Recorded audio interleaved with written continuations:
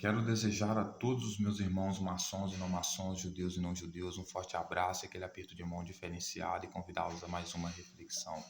Hoje eu quero refletir sobre ele, sobre o grande mestre, sobre o grande master, sobre ele, Jesus, o grande mestre dos seus discípulos, né? E refletir como um cidadão como ele, né, teve uma vida tão conturbada, uma vida tão difícil, uma vida tão amaldiçoada, né, uma vida tão triste, né? Como um cidadão que, como ele, era pecador e de um e cresceu achando que era dono do templo de Jerusalém, né? Olha só, o cara achava que era dono do templo de Jerusalém, né? Por isso que o texto vai dizer que quando ele era mais novo, ele chamava o templo de Jerusalém da casa do pai dele e promete para os discípulos dele, quando ele fica maior, que daria para eles morada na casa do pai dele, né? Ou seja, levar os discípulos dele todos para morar na casa do pai dele, que era o templo de Jerusalém, como se ele fosse dono, herdeiro do templo de Jerusalém, né? E enquanto nós sabemos que na verdade ele era na verdade fruto de um escândalo, né? Porque quem engravidou Maria foi supostamente um anjo, né? O Espírito Santo, ou seja, um mensageiro, trabalhador do rei, e os trabalhadores do rei não poderiam ter relações sexuais com os filhos dos homens, com a escrava, né? Então Jesus era fruto de um escândalo, fruto de adultério, né? Tanto que José, sendo seguidor da lei, quase que abandonou Maria, né? Se não tivesse acreditado no sonho alucinado dele de que era o anjo que tinha engravidado Maria, que na verdade foi, né? Embora seja uma alucinação em sonho, né? E veja bem, senhoras e senhores, como é que é importante refletir sobre esses textos, né? O que aconteceu na vida desse cara que levou ele a levar esse caminho, né? Achar que era dono do templo de Jerusalém, achar que era rei, né? Quando não era, e acabar morrendo por tudo isso, né? Porque quando Jesus era mais novo, o texto vai dizer que a mãe dele fez tudo conforme a lei. Maria seguia a lei, embora tivesse cometido esse adultério. Eu até duvido que ela poderia ter evitado, visto que o homem dominava sobre a mulher no passado. Então, se um homem quisesse transar com a mulher, duvido muito dificilmente ela conseguiria se livrar dele, né? Então, foi obrigada a ter Jesus, posso dizer assim, né? E com a falsa mentira de que ele seria rei, né? Porque a gente viu que ao longo da vida dele, ele não foi rei, né? No máximo foi coroado com a coroa de espinhos, sentado num trono, e considerar uma pessoa rei depois que ela morre é sacanagem, né? Tem que dar isso para ela em vida, né? Mas você vai ver que a mãe dele sacrifica animais, sacrifica o pombinho para ele quando ele era mais novo, leva ele no templo de Jerusalém, certo? Oferece ele, né, como sacerdote para ser consagrado, né, para cuidar das coisas de Deus. Quando ele cresce, né, tá mais novo, ele vai todo ano com a mãe dele sacrificar animal no templo de Jerusalém. Quando chega lá, ele resolve ficar lá. Ele gosta tanto do templo de Jerusalém que ele cria um vínculo tão grande com o templo de Jerusalém, acreditava tanto que era herdeiro de lá, que era a casa do pai dele, né, que tanto que ele falava casa do pai nosso, né, falava casa do pai dele. Ele, né, quando se referiu ao templo de Jerusalém, ele achava que era o Deus encarnado, então era como se ele fosse dono, o próprio Deus entrando na casa dele, no templo de Jerusalém, né? Então você vê que ele cresce, a mãe dele tem que voltar no templo de Jerusalém para buscar ele, né? Depois de 3 dias de viagem, que demorava muito para chegar lá, e ele fala com a mãe dele: por que você está me procurando? Não sabia que me cumpria cuidar da casa do meu pai. O texto vai dizer que a mãe dele fica meditando nisso, né? O que Jesus está querendo dizer com isso, né? A mãe dele fica pensando nisso, né? Não entende o que ele falou, né? E ela vai vendo Jesus crescer com esse tipo de pensamento, né? O que está acontecendo com meu filho? De onde meu filho está tirando essas ideias? Como assim, casa do pai dele está achando que é herdeiro do templo de Jerusalém? O templo de Jerusalém é para todos. Como assim ele está elegendo pessoas para ir para lá, né? Aí Jesus, que cresceu na lei, né, estudando na lei, sabia que Deus exigia na aliança o sacrifício de animais para perdão dos pecados, como lei absoluta, lei perpétua, né, de Moisés principalmente. Jesus resolve convidar as pessoas ao arrependimento à medida que vai crescendo, né? Então, quando ele está lá em Nazaré, ele vai pregar arrependimento para as pessoas, convidar as pessoas ao arrependimento, né? E o arrependimento aqui, lembramos que é o batismo, né? Porque João pregava para arrependimento, para perdão dos pecados, e o batismo era de Jesus, né? Porque Jesus instruía todos eles, né? Jesus instruía, ele apoiava, né? Então, ele quer convidar todas as pessoas ao arrependimento, convidar as pessoas ao batismo, e prega isso nas sinagogas, né? Aí o texto vai dizer que as pessoas que estão ali até admiram-se né, da doutrina dele, do ensinamento dele, da sabedoria dele, mas fala, esse cara aqui é filho de José, nós conhecemos ele, né? Como é que ele pode dizer tal que vem do céu, ou seja, dono do templo de Jerusalém, convidar as pessoas ao arrependimento, né? Batismo para perdão dos pecados, quando o que traz o arrependimento para os pecados é o sacrifício do animal para perdão dos pecados, porque a lei diz que se pecar certamente morrerá, então quando o animal está morrendo ali, o sentimento que você tem é como se fosse você morrendo, né? Isso traz arrependimento, ou seja, pecar traz morte, eu não vou mais pecar, né? Ou pelo menos vou tentar diminuir o máximo possível no meu pecado. Mas Jesus tenta substituir isso, o sacrifício de animais para o perdão dos pecados, pelo batismo, né? E o que vai acontecer? A mãe dele, as pessoas que estão perto dele, ninguém honra ele, ninguém dá credibilidade para ele, ao ponto dele dizer que as pessoas não honram o profeta na sua própria terra, né? Ele fica, inclusive, admirado com a incredulidade deles, né? Porque ninguém acredita nele, né? Então, ele fala para os discípulos dele, né? Ó, vocês vão passar de casa em casa, escolhe 12 lá, vão passar de casa em casa e vão convidar as pessoas ao arrependimento, ao batismo. Por quê? Porque as pessoas aqui não querem, né? E o texto vai dizer que muitas pessoas iam até João e até Jesus para se batizar, aceitavam. Aí Jesus vai dizer assim: e você vai testemunhar contra aqueles que não quiserem batizar, né? Isso falando aqui em Marcos, né? Que não quiserem vir para o arrependimento, que não quiserem ouvir vocês, né? E aí vocês vão sacudir o pé, a poeira do pé de vocês, né? Isso vai ser o testemunho de vocês contra aquela casa, ou seja, que não quis se arrepender, passar pelo batismo, etc. Então Jesus vai, né? Fazer os discípulos passar de casa em casa para convidar as pessoas a fazerem isso, certo? Até porque a família dele já tinha falado com ele: Jesus, você quer ficar se mostrando aí, né? Não, vai fazer isso no meio das pessoas que vão ver o que você está fazendo e tal, né? Então Jesus faz isso, certo? E convida as pessoas. Então ele forma grande multidão, certo? E num determinado momento, Jesus resolve então entrar no templo de Jerusalém. Ele vai com um jumentinho, pede para os discípulos dele, que eu acredito que roubou o jumento, para entrar no templo de Jerusalém como se fosse o rei, né? Tentando cumprir a profecia dos profetas, né? Só que na verdade os profetas nem estavam falando dele, né?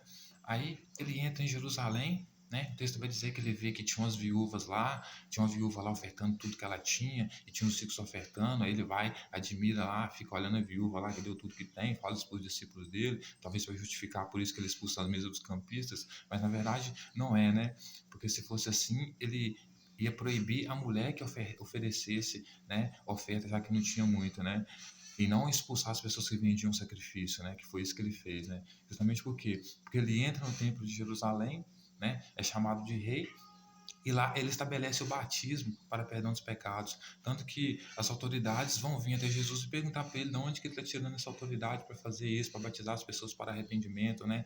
Para perdão dos pecados, né? Quem que deu essa autoridade para ele? Aí ele vai dizer assim: se vocês me responderem de onde vem o batismo de João, eu respondo para vocês, né? Ou seja, ele não quis responder a pergunta, né? Por quê? Porque o batismo não vinha nem do céu, né? Porque o arrependimento do pecado vinha através da morte do animal, né? E também não vinha do homem, por quê? Porque ninguém dava credibilidade para João, né? Então, veja bem, senhoras e senhores, Jesus tenta fazer isso dentro do templo de Jerusalém, o lugar que é estabelecido como lei perpétua para sacrifício de animais para o perdão dos pecados, o lugar que Jesus cresceu ali. Agora ele cresce, acha que é rei, dono daquele lugar, resolve convidar os discípulos para morar com ele lá, e não só morar lá, como expulsa todo mundo que vende qualquer sacrifício lá, como o pombinho, que é o sacrifício do mais pobre, né? E agora está estabelecendo o batismo lá, seja através da jogar água na cabeça, alguma coisa nesse sentido, né? Ou seja, a forma de você ter o arrependimento do pecado não é mais através do sacrifício, é através do batismo, entendeu? Então, ele altera toda a lei, toda a ordem do templo, certo? E veja bem, o que acontece, né? Ele não poderia fazer isso. Ele não era dono do templo de Jerusalém. O templo de Jerusalém não era de uma pessoa específica. E o sacrifício de animais, o próprio Deus exigiu que fosse dado lá. Era a casa de oração, mas também era a casa de sacrifício.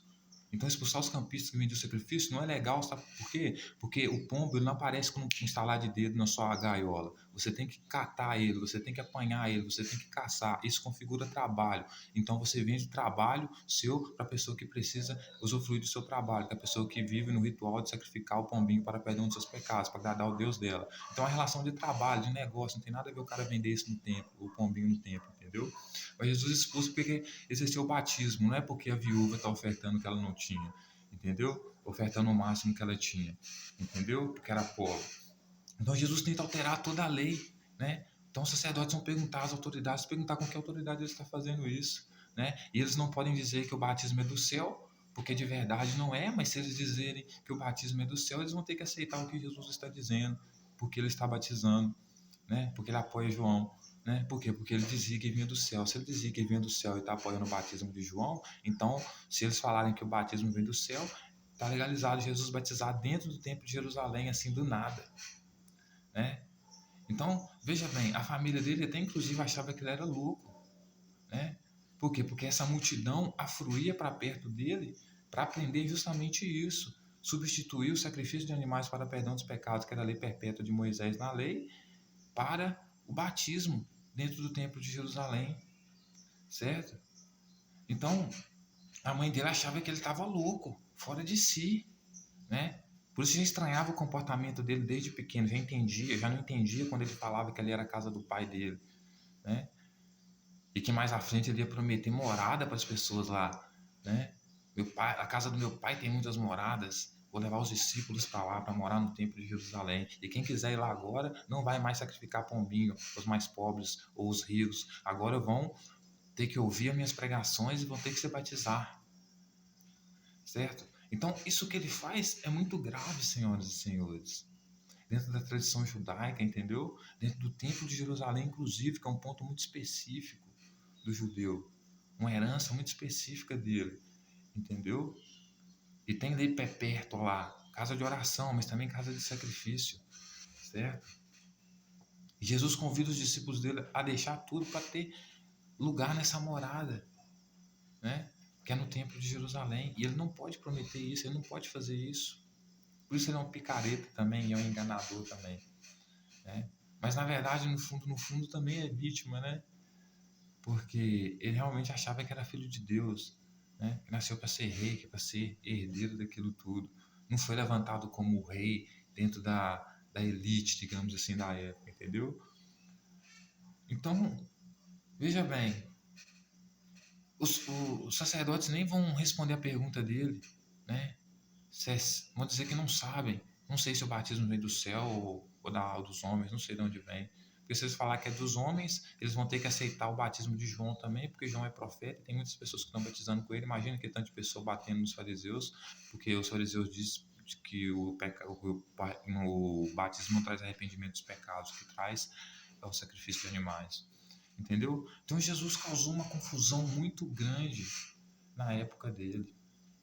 Assim, uma confusão gigantesca, envolvendo adultério, envolvendo roubo, porque ele dizia para as pessoas venderem tudo e dar para os pobres. Os pobres eram os discípulos dele. Por isso ele dizia: amontoe tesouros não na terra, no céu, mas no céu, entendeu? Ou seja, lá no templo de Jerusalém, tudo que os outros dão para vocês, vocês levam para onde vai ser a morada de vocês no templo de Jerusalém.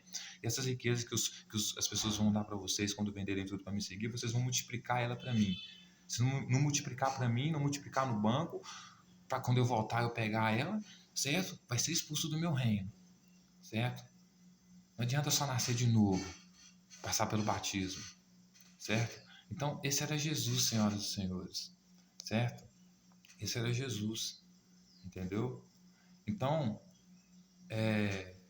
ele queria fazer isso, né? Que as pessoas submetessem a ele a esse nível, de quebrar a própria lei, né? De fazer essa invasão no templo de Jerusalém, né? Mudando toda a doutrina, toda a lei, toda a ordem do templo de Jerusalém, certo? E ele não tinha autoridade para fazer isso, senhoras e senhores. Ele não tinha autoridade porque ele se fazia passar pelo próprio Deus. Então, qualquer autoridade que alguém questionasse ele não poderia apontar CPF culpado para as autoridades cobrar. Por quê? Porque era coisa da cabeça dele, então era o Deus dele. Ele e o Deus dele era a mesma coisa. Vê a mim e vê o Pai. Ele dizia isso, entendeu? Então, ou seja, a autoridade dele não tinha como você questionar a autoridade dele no sentido de você ver legitimidade nela, verdade nela, porque era uma autoridade baseada na crença. Eu acredito que eu sou poderoso, que eu posso. Não é assim, entendeu? Principalmente para mudar a lei, como ele estava fazendo no templo de Jerusalém. Embora Mateus depois vai tentar suavizar as coisas para ele, dizendo que ele disse que veio para cumprir a lei e não revogar o que os profetas diziam. Mas estava vindo para fazer exatamente isso, revogar o que os profetas diziam, porque os profetas diziam que a casa de oração também era a casa de sacrifício, e ele não estava querendo que tivesse sacrifício lá, que trocar o sacrifício para arrependimento e perdão dos pecados pelo batismo, né, para arrependimento e perdão dos pecados. Então ele estava corrompendo tudo. Ele estava mudando tudo que os profetas diziam, estavam revogando tudo. Porque essa lei era a lei perpétua, como o profeta Moisés dizia, a de sacrifício de animais. Revogar ela e trocar ela não seria legal. Então Jesus era um louco da época dele, terminando aos 15 minutos e 33 segundos. 5 mais 1, 6. 3 mais 3, 6.